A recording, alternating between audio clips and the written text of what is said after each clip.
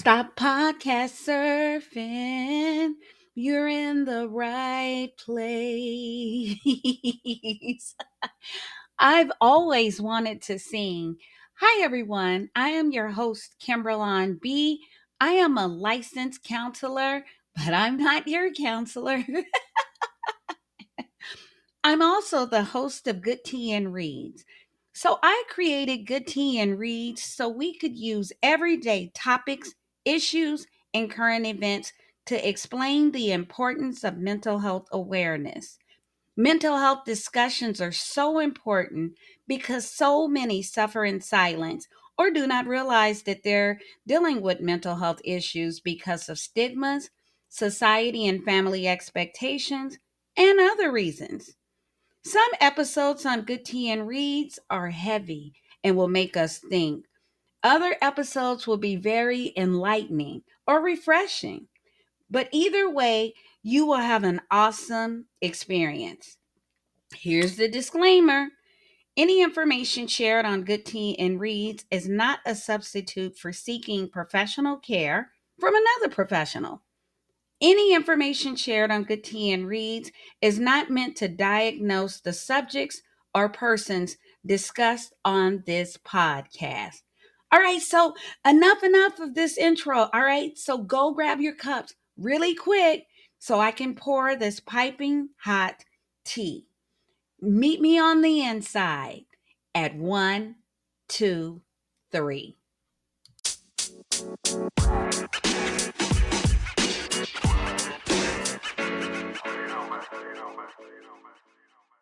Welcome. I am your host, Kimbralon B. I am the host of Good Tea and Reads. Today, we are getting ready to talk about some very hairy situations. But before we get started, I just want to ask you a question. How are you? I mean, really, seriously, how are you doing today? All right, I intentionally put a pause there because I wanted to give you time to self reflect.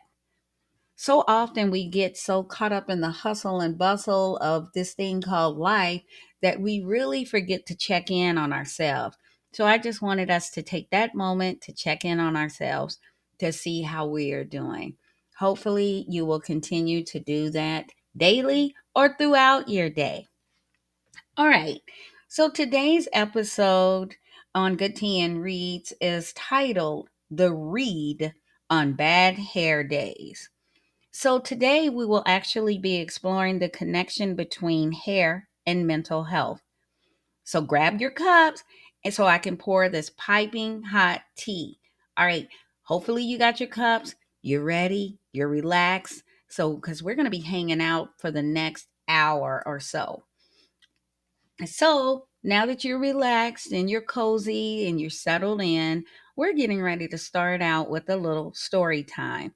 And it's titled Press, Journey with Jerry, Freedom to Fried, Died, Laid to the Side, and finally arrested, locked up, and loaded. All right.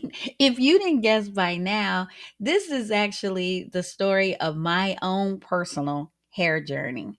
So I'm just going to provide little nuggets of what happened on my hair journey throughout my life. So, starting with press. So, I used to get my hair pressed with a hot comb, and most of us growing up can actually relate. And some people actually still get their hair pressed with a hot comb.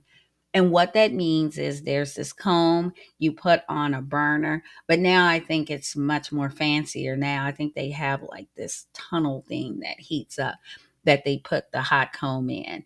And then your mom or whoever would actually press your hair.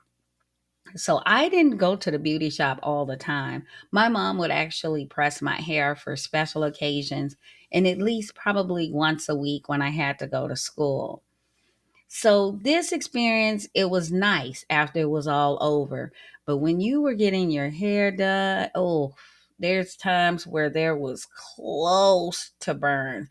Or if you would wiggle and move because of the heat, you may even get nicked by a little burn.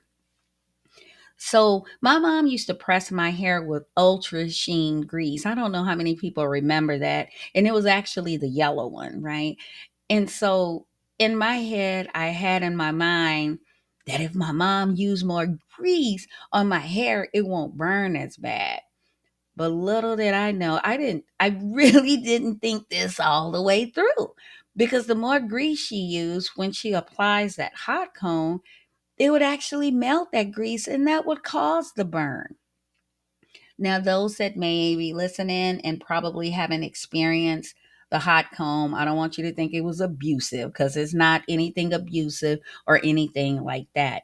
That was just the price we paid to have our hair straight so we can look good on Easter days and Christmas and while we went to school. All right, so finally I moved from the press days, and in the eighth grade, Jerry curls was out. And my mom finally let me get a Jerry curl. And let me explain what a Jerry curl is, because some people may not be familiar with that, right? So they would use these chemicals and these rollers, and they would roll your hair up, and then you go sit under the dryer, and then you get your hair washed, and your hair was just curly. Oh man, it was just drippy, juicy curly. And you had to use what they call curl activator to keep it moist and to keep it curly like that. And if you still don't know what I'm talking about, if you've seen the movie Coming to America, there was a scene where the guy would sit on the couch with his family, and when they got up, it was like grease spots on the couch. So those were curls, if you wanted to be familiar. But anyway, getting back to my story, I mean, I wore a curl from the eighth grade, and I actually graduated with that thing.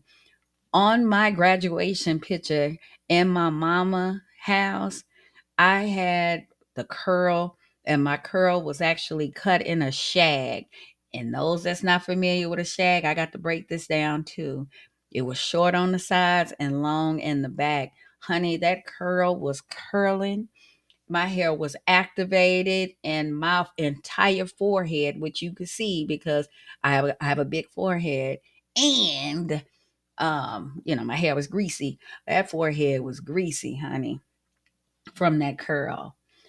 And I had to leave that curl alone because by the time I was graduating, comedians was poking fun of curls.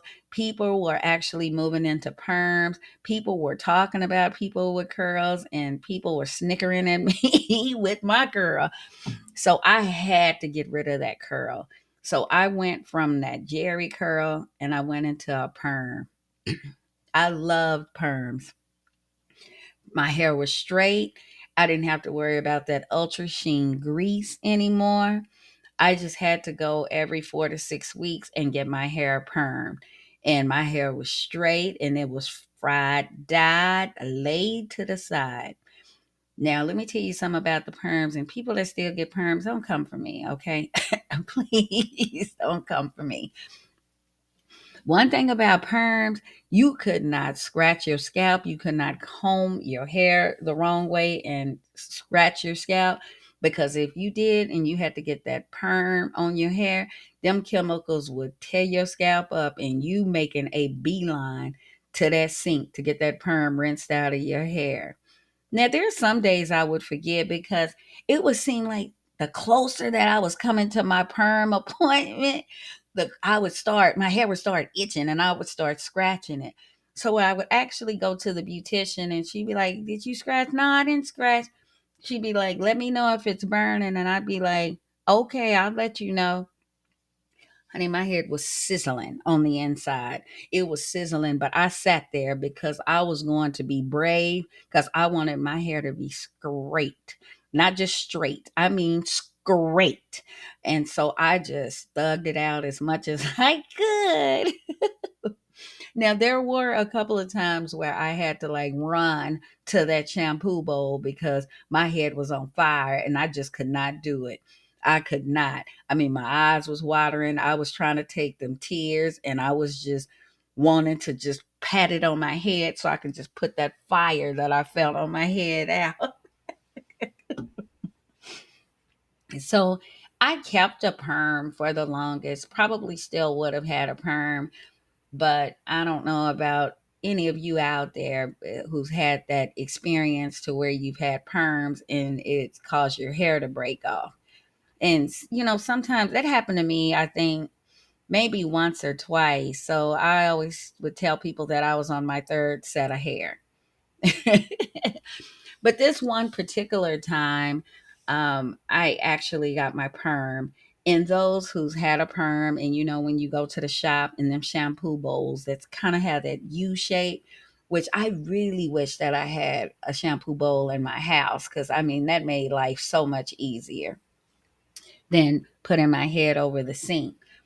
So this particular beautician, I don't know if she was in a hurry to get to the store, to get home. I don't know if she was tired, if she was sick or sick and tired. Who knows what was going on? But she was doing my perm and she did my perm as always, like she would usually do, and would rinse the perm out. This particular time, I don't believe, or I should say that I know, that she didn't rinse my hair out well at all around the shampoo bowl. Because after my hair was done and styled as usual, the next few days I noticed that my hair started shedding and it was shedding and it was shedding everywhere I would go. I didn't have a problem with hair shedding. Then I realized when I went to go see another beautician that they confirmed what I really didn't want them to confirm was that all of the perm wasn't rinsed out of my hair, resulting in me losing all my hair. And my hair was like that U shape of that shampoo bowl. So it was kind of long in the middle and the sides were gone. And right there, I actually decided that I didn't want to get any more perms. And that was around the same time where more and more women were going to wearing their natural hair. And natural hair just simply means their hair in their natural state. And I was like, you know what? I'm just going to try it because I don't want any more perms because I had a bad experience. Again, if you wear perms, that's on you. I'm not knocking you, but I had a bad experience. So I figured I would do natural hair. Cuz ladies was walking around, they was rocking afros, they was doing two-strand twists, they was doing everything with their hair and their hair was just beautiful. Me on the other hand, I don't know how to do hair. I didn't know how to do hair. If you guys saw my girls when they were growing up, they parts in their hair, I couldn't even part hair, to be honest with you. It was bad. But I tried the natural state. It wasn't working for me. So one day I was talking to my beautician. And I was like, I need to try something with my hair. I don't know how to style my hair. So I think I'm going to do the unthinkable and I'm going to actually try locks. I was so anti locks growing up because I didn't like the way they look. I didn't like anything about locks.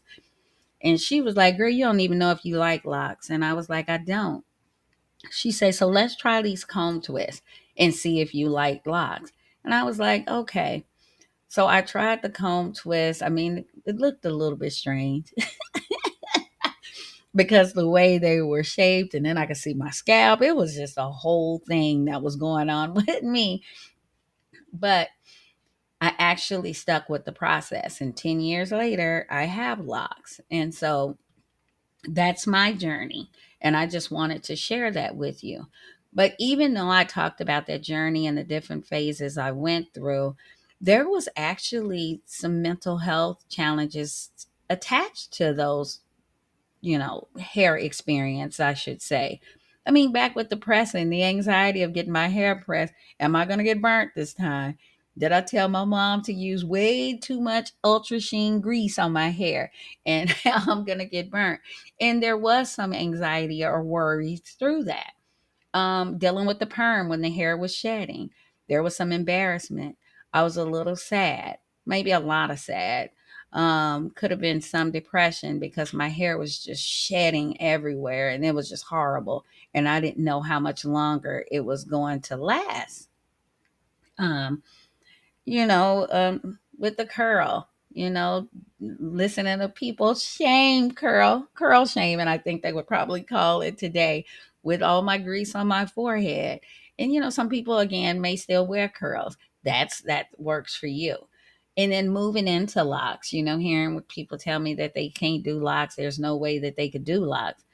And even in the beginning stage, I had a friend that I went out of town to meet, and we were getting ready to go to church. And so I went up there with my little squiggly screws. That's my little baby locks.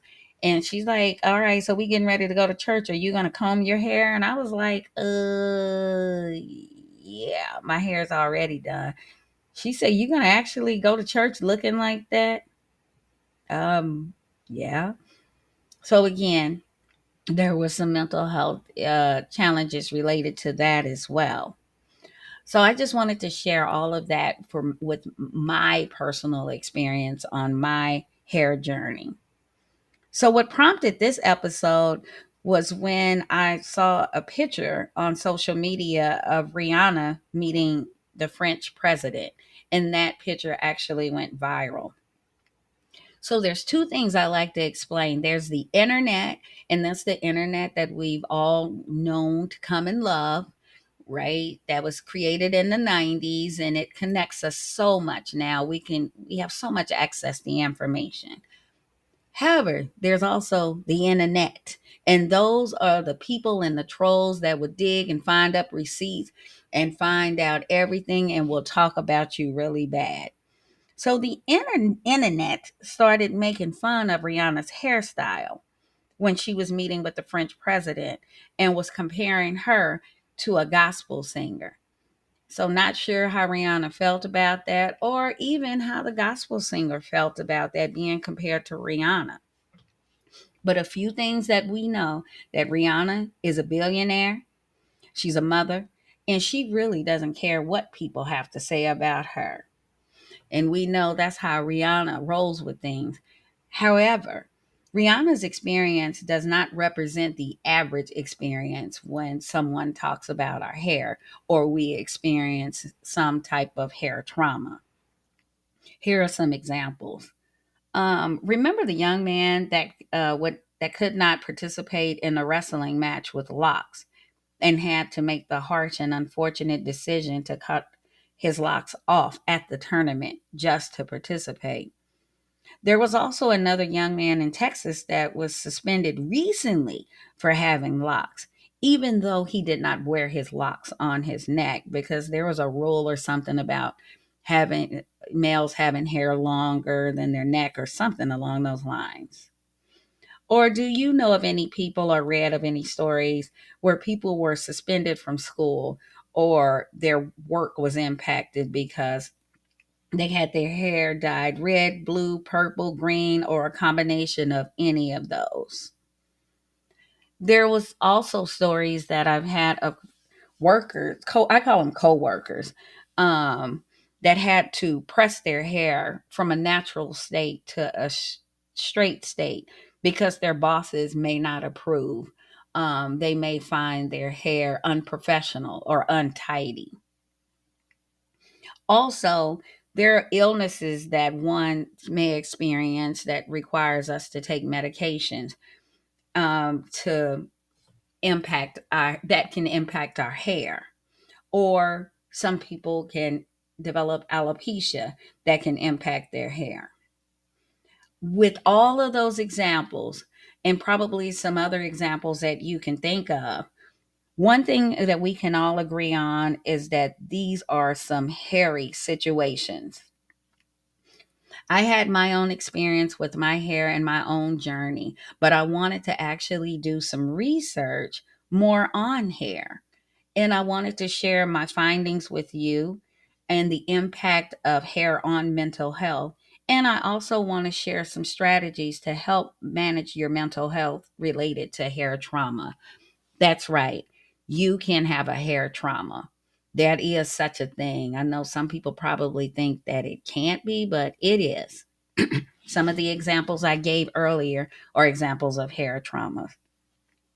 So we're going to start out a little bit with history, hair history, I like to call it. Throughout history, hair has held a significant cultural and social meaning. In many societies, hair represents power, beauty, and even religious beliefs. From the intricate hairstyles in the ancient Egypt days to the elaborate wigs of the 18th century France, hair has always been an important medium for self expression and identity. And if you think about it, like those pictures from back in the days, those women would have those wigs. They almost look like beehives, honey, but them things were together. They were neat, honey. They were the cat's meow back then. You couldn't tell them nothing. And I bet you they got the respect that they deserved with their hair, because there wasn't a picture that I noticed in my history books or even on the internet where their hair was like not together, honey. So, with that being said, there is an emotional impact that's related to hair. So, our hair can greatly influence our emotions and self esteem, as we probably have all experienced. A good hair day, um, can boost up our confidence. Honey, we will walk around, you can't tell us nothing. We will sometimes go out there and get an outfit to match our good hair moment. And we will style that thing. Oh man, y'all know we will. However, the opposite, on a bad hair day. If there's a bad hair day, it can leave us feeling insecure.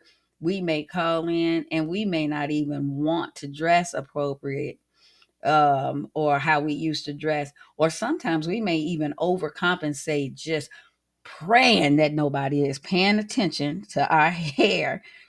Um, but that emotional connection is rooted in our innate desire to look and feel our best, because we do want to look good. We look good, we feel good. As our appearance often influences how others sees us. And that's a fact that's true. Some people will tell you, oh, you can come as you are, let your hair be jacked up. People probably have already judged you, right? If it's jacked up because of something that was in your control or outside of your control, people will still judge you.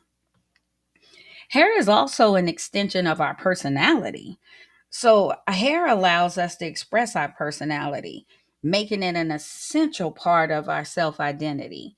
So, even if we decide to give it a good color, or we can style it, or we can wear it at any length, right? Some of us like long hair, some of us like the short style, and some of us, honey, will take that hair off and we will just rock our hair without our hair without hair.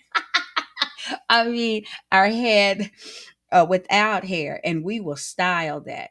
But either way you choose to wear your hair, that is an extension of your unique self. And by experimenting with these different hairstyles, we can actually explore who we are, or honey, we can redefine who we are. And our role also of the hair actually plays a part in our social identity. It plays a crucial role. That's what I was getting ready to say. It can help us feel a sense of belonging within a particular group or a culture. And it's also a sign of our social status in some cases as well. And sometimes the way we wear our hair, it actually shows others who we are actually associated with. So, hair is everything, okay? So now we're getting ready to explore some of the mental health challenges that are related to hair, because I said that there was a connection between mental health and hair. So, according to research, they called it scalp hair. This can be also known as the hair on our head. Um, has a greater social and psychological significance as compared with its biological importance to mankind. So, the way we feel about our hair is probably more important than hair is to our livelihood. So, hair has no significant function in humans except for providing that cranial padding. So, it pads our skull and it also protects us from sun rays. Um, but mostly we think about it as our self identity or our image. A head full of hair is often perceived as a sign of gender, youthfulness, vigor, and status. So, scalp hair is a unique part of the human body. And what makes this unique, you may ask? I'm glad that you asked because I know you probably thinking, we talking a lot about hair. Yes, we are. Okay. So, one thing that makes scalp hair unique is that it can be altered and restyled at however you desire. It can be, as I mentioned earlier, colored, cut, or curl in a short period of time. If we thought about anything else on our body, if we wanted to have longer arms, we just can't cut our arms off, and make longer arms. So you think about all of the unique things that we could do with hair. Um, However, the term bad hair day is evidence of the mental importance of hair. So we know that it impacts our mental health. I want to throw out a disclaimer right here. I mentioned several examples earlier of individuals that experience hair challenges. So I'm not going to focus on their specifics because I don't know all of the details surrounding their situations. They may have experienced mental health, they may not have, right? Not sure. Um, I'm just focusing on that general part of mental health to increase awareness. So there's no need to challenge me with the would-haves, could-haves, and should-haves, and hey, it's just hair. Why are people tripping? I don't want to get into those details. I just want to keep it on a general level. Okay. All right. So one way that mental health can impact hair health is through stress. And I'm sure all of us, all is experienced with stress. Young or old, it doesn't matter. Stress doesn't discriminate. When we are stressed, our bodies actually release a hormone called cortisol, which can cause hair loss and thinning. Okay, so that's a fun fact. Um, Us having to take care of our physical health, we do know mental health and physical health goes hand in hand. Our physical health can also speak into the health of our hair as well. All right. So, in certain cultures, hair can be an essential aspect of our identity. Any changes or damages can cause distress. Don't come for me because I'm about to use an example. Don't tell me if I'm right, wrong, or indifferent. It's just an example. Okay. Um, I'm going to actually speak into a fragment of Black America. Okay. I can't speak for all. But due to the racial trauma, yeah, racial trauma, I meant that, not possibility, no, racial trauma, and societal pressure and other reasons you probably can think of. Lots of pressure and emphasis is placed on having good hair. For years, good hair was defined as straight hair, natural curly hair, hair I could wet with water or moisturize and go. And some of us back in my days would actually say, I have Indian in my family. And this is no disrespect to Native Americans at all. Um, I'm old, and that was actually a quote that people would say. People would even joke and have jokes about having Indian in their family. And so, getting back to my point, um, we would actually say things like that to define our identity and support why our scalp hair was so good. Um, Talk about the things that we would go say and do just to defend our identity. There's actually a TikTok out right now where an influencer uses a flat iron on their 4C hair, and 4C is like super coarse, really tight, tight, tight, tight, tight hair. I'm not making fun of it because my hair is actually 4C and I didn't know what to do with it, but that's why I transitioned to locks. The influencer used a flat iron on their hair without preparing their hair. And it appeared that the influencer, the company, or both actually made a mockery of Black hair in Black History Month. Now, imagine how that influencer's mental health may have been impacted from even trying to make a bag, right? Um, I am so glad that the term good hair has been clearly defined to include all hair, and that all hair is good hair, so that everyone can embrace their hair in the state they choose. Here's the thing, it's your hair. It's your hair, right? It's in your scalp, it's on your head, so it's yours. Oh gosh. So, hair is actually, as I've said throughout this presentation, an important part of our identity. When we get that bad hairstyle, that bad cut, have to take medications with that side effect of hair loss, or is diagnosed with alopecia or experience hair loss, it can significantly impact how we feel about ourselves. In turn, that can affect our quality of life. We may not want to participate in social activities anymore. We may develop anxiety or depression. And those who hair grows back during the process may have thoughts about how they lost their hair, and they can actually develop PTSD or post traumatic stress disorder because of the constant thought of what happened in the past, or that they may lose their hair in the future because they don't want their hair to actually fall out again. So now I don't want anyone to think that it's uncommon not to experience any type of emotions when their hair is impacted, because that's simply not true. We are humans, right?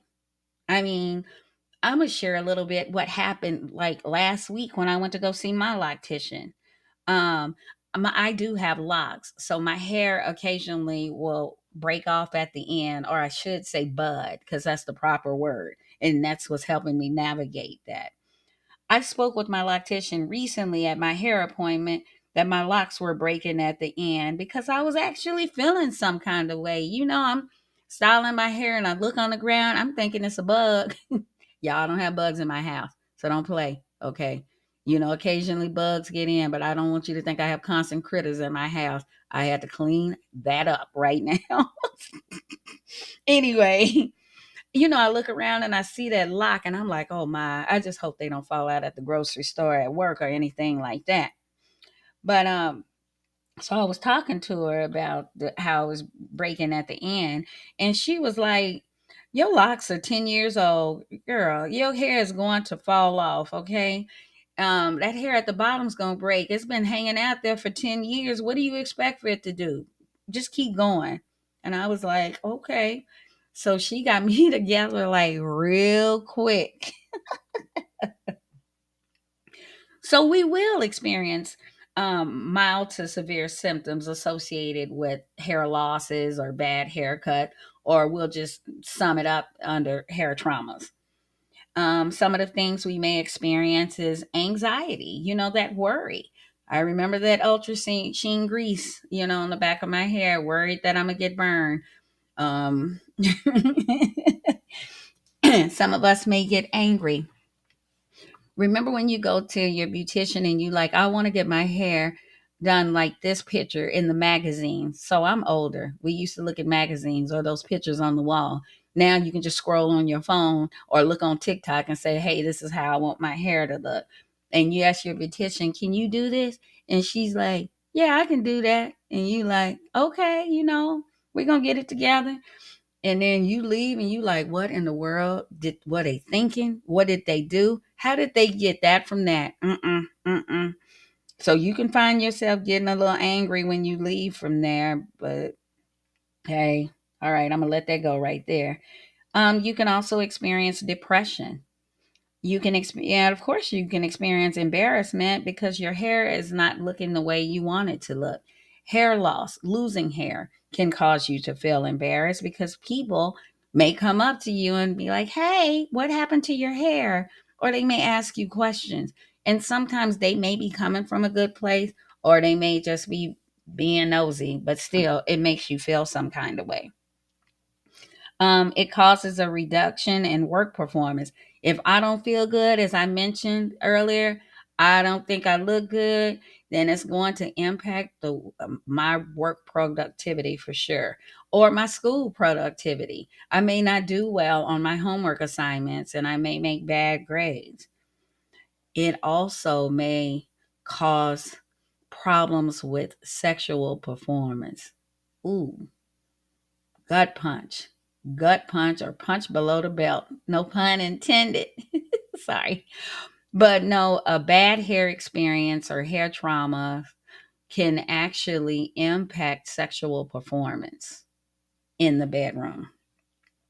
It can also cause us to withdraw from social events. Some of us may like to go out and dance or whatever we like to do, hang out with friends, but hair traumas can cause us to start to stay at home and just isolate from others.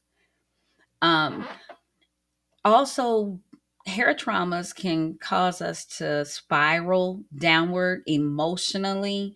And sometimes we can get to a place where it can get really, really dark. And in some cases, unfortunately, it can cause suicidal tendencies. Um, so, for the sake of time, we're just going to quickly break down the top three mental health challenges associated with hair, and that's stress, anxiety, and depression. I'm sure you can think of other answers or may have your own personal emotional testimonies. But with stress and anxiety, they both can cause hair loss and hair thinning. As I mentioned earlier, our hair releases, or I shouldn't say our hair releases, stress releases cortisol. And that can cause our hair follicles that we have to enter into the resting phase and cause shedding. So they'll stop working because we're so stressed out that it'll prevent our hair from growing, and then our hair will eventually start to shed. All right. Anxiety can also lead to over manipulation of hair because of the worry, the concern, being on edge. It can cause us to excessively comb our hair, excessively brush our hair, trying to make our hair look a certain way, trying to cover up some potential hair loss or whatever's going on. We could pull our hair, trying to make our hair look together. So now we're taking our hair when it's already in all for sakes and purposes in a weak state, and we're actually causing more stress on our hair. We're also emitting more cortisol that's impacting our hair follicles, and now we're experiencing more breakage and more damage. Depression can also impact hair health as well. Some of the symptoms you may experience with depression is a loss of motivation, feeling of hopelessness. It also impacts our ability, if it's really severe, to get out of the bed, to take care of our hygiene. We may not even want to take showers from days on end. So if we don't want to take showers, of course we're not going to want to do our hair. We're not going to wash our hair. We're not going to take care of our hair. We're not even going to comb our hair. So now that'll lead to tangles, our hair becoming really kinky to where we can't comb through it. Now we have more hair problems that we're actually dealing with. And additionally, some medications used to treat depression can cause hair loss. So that's a side effect as well.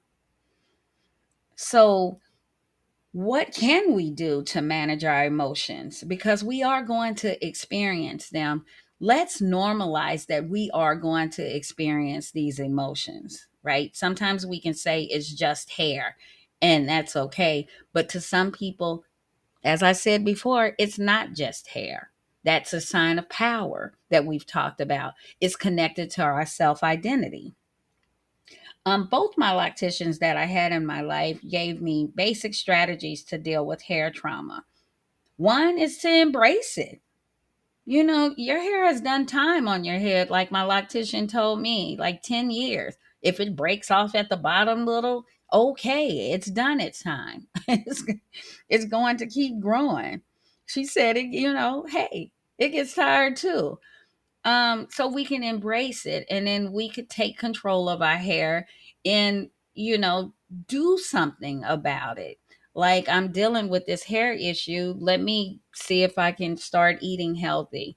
Go to some professional and see if they can give tips or help me grow my hair back. Or I can go find nice hairdressers. I remember my former lactician would say, there are so many things available, like wigs, hairdressers that people can wear now, you know, to make ourselves feel good. And she said there's no reason that people should walk around, you know, miserable at their current hair state, because there's so much that's available, and it's so socially accepted that we wear headdresses, or we could wear braids or wigs. You know, everybody's doing it. I mean, I even wear my locks to work, and I know this is, you know, my experience, and I don't get any pushback with my hair at work and any type of, you know, that's unprofessional or anything. And I know some people do. I'm not discounting that. I've seen people's hair that is dyed any kind of way, right? But no one pays attention to that. Is actually accepted on my job, you know. So um, so I know it's easier said than done to just navigate and embrace our hair. But sometimes it's not that easy. We are human. And sometimes we may be dealing with other issues, whether it's an illness or something else is going on that may be contributing to our hair loss. So it's easier said than done to just like embrace it and get over it. So I don't want to minimize that anybody who has struggled with their hair traumas in the past or is currently struggling with hair traumas, because that's not fair, you know, for me to do. And there can be some intense emotions that you actually experience from your hair traumas. All right. So here are some strategies that you can use if your hair traumas is very severe or impacting your daily routine. Remember, this is how you measure whether it's a problem or not a problem. If you don't feel compelled to go to work, you're not hanging out with your friends, and this is not just one day, because, you know, people do call in sick, you know, and stuff like that. But I'm saying where it's really getting hard for you to do, it's a chore for you to do anything, or you super anxious and you are afraid to leave because you think someone's going to talk about you once you leave outside of your house. You know, once it impacts your daily routine, you'll probably have to use additional strategies, and I want to share some of those strategies with you as well. um, if you are struggling with your hair loss or hair changes or hair traumas, do and it's causing you like depression or anxiety or even much deeper intense feelings, here are a few things that you can do to help yourself. All right, you can go seek help from a mental health professional. This is number one, not because I'm in the field, but I do strongly encourage it. Seeking help from a mental health professional can help you address the root cause of your emotions or what your hair traumas is saying to you. Because sometimes it could be related to your hair traumas, sometimes it could be related to other traumas. But working with a mental health professional, you can discover what's going on and what's leading you to feel your way. The therapist or counselor that you meet with can also help you manage your symptoms of depression, anxiety, or whatever other emotions you may be experiencing by giving you some strategies that you can use that'll work for you. Um, Knock the stigma off. Some people think, well, why should I go to seek help for my hair? It's just hair. Or these people are going to think that I'm crazy because I'm going to see them for my hair. No, it's deeper than hair. No one's not going to think that you're crazy. Let's normalize reaching out when something is impacting us. We don't have to hold it in and try to deal with it ourselves. You can actually go talk to somebody. You're not going to encounter a mental health professional that's going to say, you know what, you're real crazy for coming here for hair. That's not true. And it's not going to happen. And if it does, I want you to file a complaint against them, and I want you to fire their behinds, because that's not for them to speak on your hair. They are supposed to be speaking into the emotions that you are sharing. Okay. All right. Next thing I encourage you to do is to practice self-care. Self-care is so important. Yes, self-care for hair too. Okay. Taking that time to do things that makes you feel good, such as exercising. I mean, exercising may not make you feel good when you're doing it, but it makes you feel good afterwards. Plus, it helps with the stress. Remember, stress that reduces the cortisol, and then our hair follicles will continue to activate.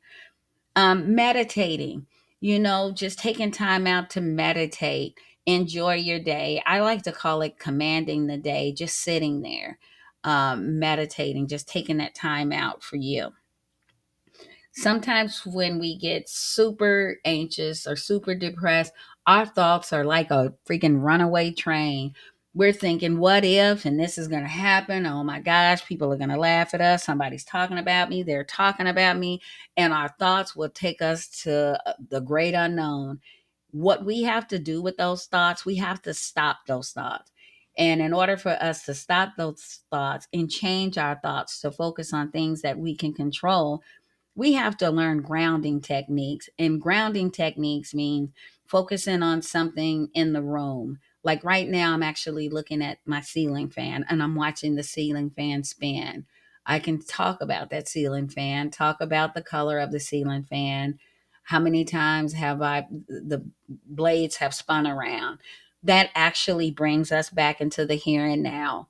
Once I get back to that place, then I can say, all right, I have these thoughts about this hair, or I have this hair situation going on. What can I do? What's in my control? All right. And also indulging in a relaxing hobby. That helps with the stress also. What are those hobbies that help you relax? Sometimes when we think of relaxing hobbies, we think of, I'm going to go to the spa. Not every day we can go to the spa. I wish I could, because I probably would go to the spa and get some massages, so forth and so on. Sometimes it may look like you going into your room and taking those 5 minutes to yourself while those kids are banging at the door. Trust me, they're going to be fine for 5 minutes. It may not seem like it. Running a bath and doing a bubble bath while they're beating at the door again. Just kidding. Just taking 15 minutes or taking some time for yourself. Self care doesn't have to be all day, it can be as little as 5 minutes. But you're taking that time, you're breathing it out, and you're centering yourself. Eating a balanced diet. Sometimes we got to look at what we're eating because it can impact our hair health as well. Making sure that you consume foods that are high in iron, protein, and biotin, which is essential for strong hair. We can start incorporating that. And lastly, and this is my own stuff that I'm throwing in, okay? Quit being so cheap and invest in your hair, please. Some of us will just shortcut our hair in a minute and mad when you have to go get a shortcut. I remember like with perms. I mean, nothing against box perms. I don't know how to perm my own hair. That's why I didn't know how to do my own hair. That's why I went to a professional.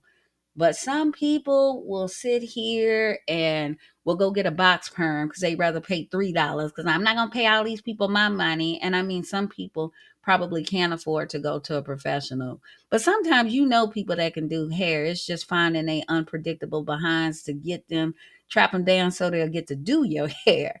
But find somebody to do your hair. If you don't know what you're doing, or you reading them instructions and you unsure about what you're going to do, see if you can find somebody else. Honey, there's people that are gifted and talented out here that can do your hair. So take care of your hair. Remember, we said the hair is responsible for protecting the head. It helps with your identity and it helps with your personality.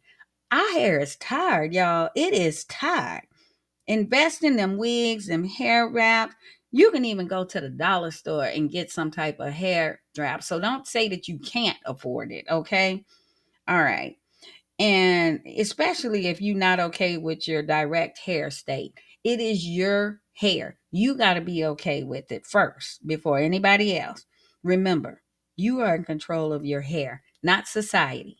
Not society. Okay, they may try to set the standards, but honestly, it's up to you and you have control on what you do with your hair. Also, let's rebrand the term it's just hair. Some of us can navigate through hair traumas and bounce back with this statement. Others, not so much. Can we just start saying that it's hair? Because it's hair allows us to take control and do something about it that makes us feel good. Remember, you are that queen or king, and you have every right to take care of your crown. So, my challenge to you is to do something nice for your hair today. Whether it's a haircut, hairstyle, go buy another headdress, moisturize that hair, comb your hair, right? And if you rocking your head with no hair, honey, you rock it to the best of your ability. You go out and buy you a nice pair of earrings, or you go out and you empower somebody else who is rocking the same hairstyle as you. Okay, that is so important. It helps with our mental health. And if somebody else is feeling down, you don't know if your words can help them feel better. Together as a society, the same way that society speaks into our hair is the same way we can reduce power of having those bad hair days by navigating our mental health and helping somebody else navigate theirs. Okay. So, everybody, this has been intense. I have had a good time talking about this. I have shared my perspective on my hair journey, and I know you probably have your story. Somebody else probably has their story about hair. Okay. I actually recorded this segment with my hair bonnet on. So Monique, don't come for me because I know how you feel about those bonnets. But here's the thing: I'm rebranding it. If I want to wear my bonnet, I'm gonna wear my bonnet because it's my head and it's my crown. I am a queen myself, and I'm navigating my own hair. But I'm about to take this bonnet off now because I do have to go and take care of some errands outside of the house.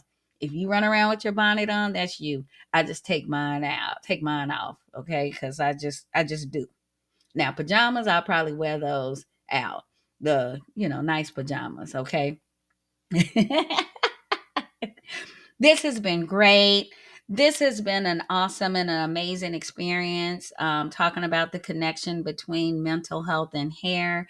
I am currently on Spotify. I'm trying to figure out how to expand my horizons. I am learning this on my own. I have tasked myself to learn how to do this podcasting on my own because I really don't want to depend on anybody, because hey, I'm a big kid right now. So yes. But so next week we'll actually be talking about mental health, and it is you just got to come back. Okay. Not only you come back and subscribe, like, or follow, whichever one. I'm learning how to get these terms down. Share this podcast with your friends. I hope this helps somebody. Share it with family, enemies, whoever else, and have them like, share, and share all of this information because I really want to get the word out about mental health. Um, Awareness of mental health is wealth. I will say that at every show. You'll probably hear me say it on the outro because it's true. All right. So for now, I'm signing off. Until next time, goodbye. This has been another fabulous episode on Good Tea and Reads. I am your host, Kimbralon B, and I want to leave you with one message. If you or someone you know is struggling or is in crisis, help is available. You can call or text 988, or you can chat at 988lifeline.org. One more option, you can also text Mental Health of America at 741-741. Choose to not suffer in silence. And remember, awareness of mental health is wealth. Signing off.